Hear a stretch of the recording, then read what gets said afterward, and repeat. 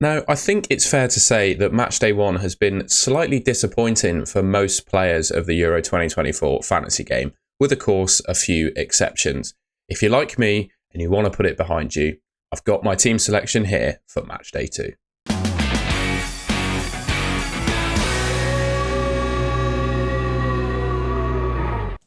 Okay, I just wanted to kick things off by looking at my team as it is right now, and I'm going to talk in a bit of detail about each position and where I might consider using my transfers. So in goal, I've potentially got Livakovic and Verbruggen starting for me, or coming in for each other, etc. Livakovic against Albania. I picked him at the start of the game, specifically with this fixture in mind.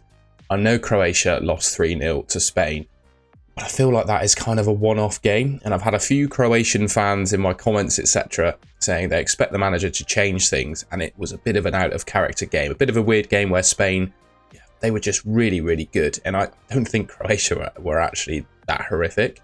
I just think the manager needs to change his defence up a little bit. Maybe Guardiola moves into the middle rather than playing at left-back, etc. Those sort of changes, I think, could really help them. And I'm still confident that they keep a clean sheet against Albania. Because when you look at the clean sheet odds for Matchday 2, the highest team in the tournament is Croatia. 52% they are to keep a clean sheet against Albania. So for me, that gives me confidence that he'll do well. De Kuiper didn't play for Belgium. He didn't even come off the bench in their fixture in Matchday 1, so he is going to have to go. I can't be having players in my team that don't play. Belfast, I mean, I'll keep him at 4 million. Mittelstadt, thought was very unlucky not to get a clean sheet against Scotland. The goal that Scotland actually scored was, it was really, really poor. It was a 0.01 XG chance, right? That's the XG across the game, in fact, that Scotland accumulated. So that just shows how good Germany were off the ball and solid they were defensively. Mittelstadt, I would say, looked the most attacking of all the defenders in that German team, so happy to keep him. DeMarco, a little bit unsure about him. He made the mistake for the goal that their opponent scored in Matchday 1. And he's got Spain up next, who scored 3 goals against what would be considered a solid defence in Croatia. So I always said before the game even started that DeMarco, I was kind of penciling in a transfer out for him in Matchday 2 anyway. I think that's what I'm going to do. João Cancelo, Bruno Fernandes and Ronaldo. I was going to talk about João Cancelo individually, but those 3 have not played at the time that I'm recording this video. So I guess things could change once they do, particularly, for example, if João Cancelo, I guess, doesn't start.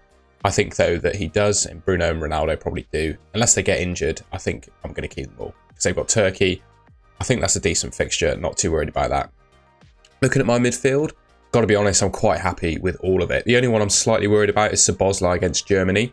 But just the fact that he's on all set pieces, penalties, free kicks, he's going to accumulate, gets hopefully some ball recoveries. I think he'll be just fine. And I'm going to leave him in my team because I think Hungary will be kind of fighting towards the end. Well, they really need a win, basically, to give themselves a chance to stay in the tournament. So, yeah, I think there's a chance he could score. I do think Germany likely keep a clean sheet, but not enough. And to be honest, I don't have enough budget to sell him for someone I actually think is better. I'm just going to stick with him. Lukaku, Mbappe and Ronaldo, happy to keep with the 3 of them. I'll talk, though, when I actually talk through my team selections, I'll talk about my thoughts around Mbappe in a second.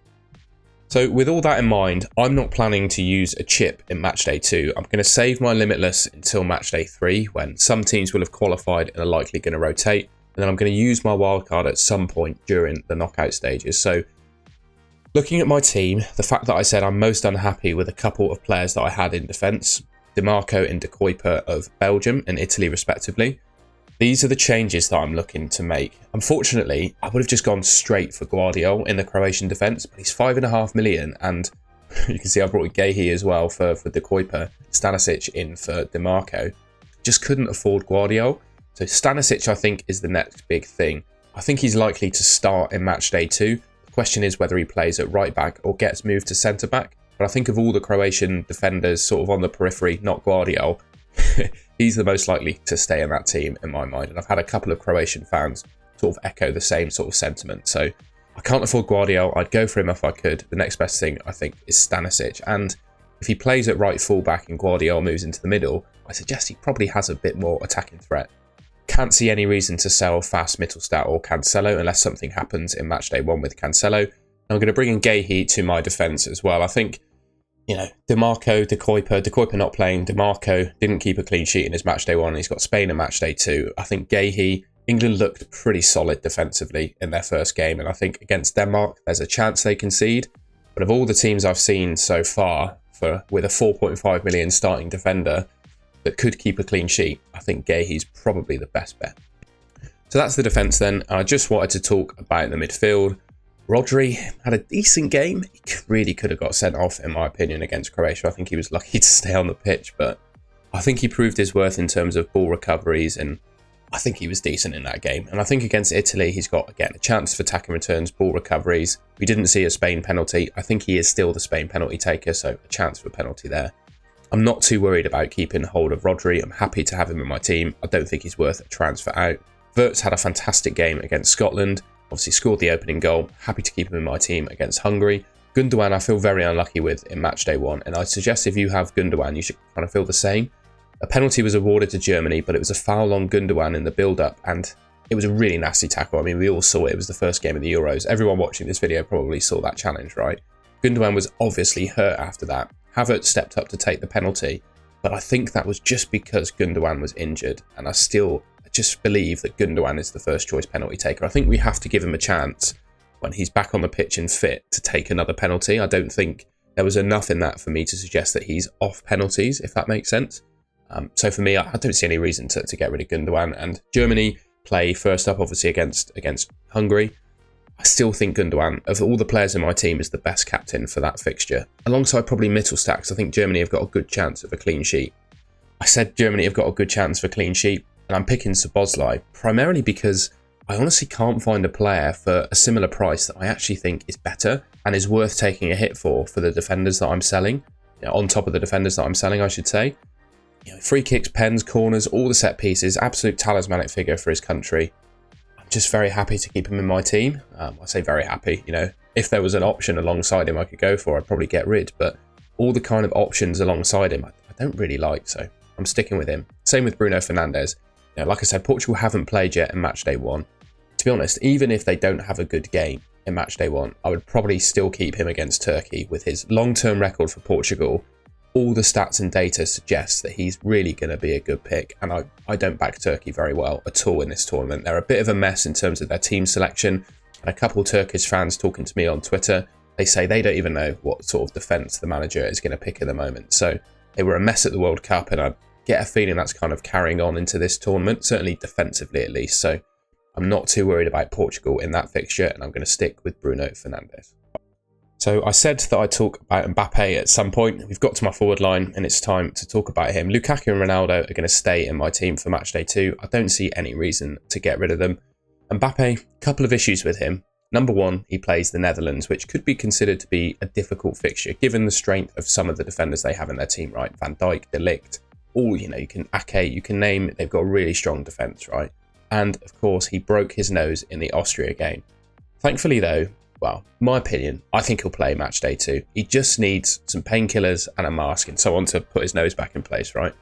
Deschamps said, of course, the nose is not good at all. We all saw it, right? I'm not going to put a picture on YouTube in case this video gets demonetized or taken down or whatever. I don't really know the rules around that. But we all saw the picture. We all saw it was broken.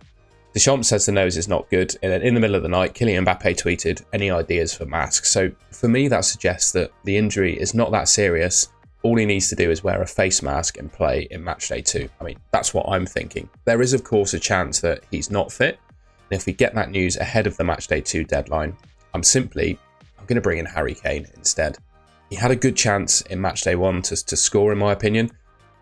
I think of all the strikers in the game, it's between him and Havertz, really, as to who I pick. Havertz v Hungary or Kane v Denmark. I just think Kane is better than Havertz, right? If you have the option to choose between Harry Kane, he had the most attacking returns in all of Europe last season against Kai Havertz. Yes, Kai Havertz is really good for Germany. I just think you've got to pick Harry Kane, haven't you? So if Mbappe is, confirmed to be out for Matchday 2, I'm simply going to sell him for Harry Kane. Right, I had a couple of questions when I made my last sort of team selection draft video, just before I finish, about how I was going to order my starting 11. I mean, it's quite simple. I just order the players in the order that they play during the match week. So I pick the players in my starting 11 that play first, and then leave the players on the bench that play after. And then obviously you roll the dice on the players on the bench if you think they're going to outscore the players that have already played. That's how this game works. So that's why I've deliberately kind of I just don't feel the need to show the dates of when players play. Then none of them are clashing really this week. My goalkeepers aren't clashing like I've shown in previous videos. So I think, yeah, that's my team selection. Hopefully you enjoyed that video and found it useful. Obviously some of my thoughts as to expected players to do well and players I want to sell, etc. Hopefully you found that useful for your own team. If you enjoyed the video, please leave me a like rating. You can subscribe to the Golden Goal channel, which should be just there on your screen. Thank you very much for watching, and I will catch you in my next video.